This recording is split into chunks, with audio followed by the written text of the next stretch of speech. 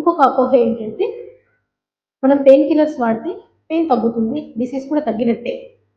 కాదు. వాస్తవానికి pain killers అనేవి ఒక టెంపరరీ రిలీఫ్ మాత్రమే ఇస్తాయి. మనకి పర్మనెంట్ సొల్యూషన్ కాదు.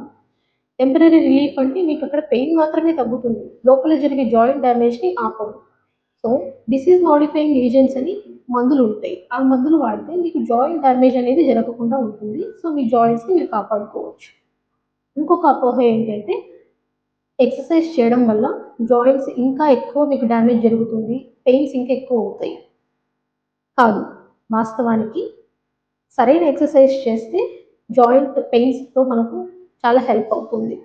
ఈ మూవ్‌మెంట్ అనేది మనం ఇస్తే జాయింట్ పెయిన్స్ ఉన్నవాళ్ళు, కీళ్ళవాతం ఉన్నవాళ్ళు మూవ్‌మెంట్ ఇస్తే జాయింట్స్‌కి ఆ మూవ్‌మెంట్ అనేది ఇంకా ఫ్రీ అవుతుంది. జాయింట్ పెయిన్స్ కూడా కొంచెం బెటర్‌గా ఫీల్ అవుతాయి.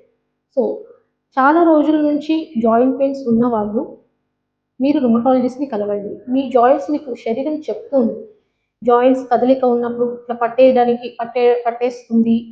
మీకు ఫ్రీ మూవ్‌మెంట్ రావట్లేదు అన్నప్పుడు మేబీ అది కీళ్ళవాతం కావచ్చు. మీరు మీ దగ్గరలో ఉండే రుమటాలజిస్ట్‌ని కలవండి.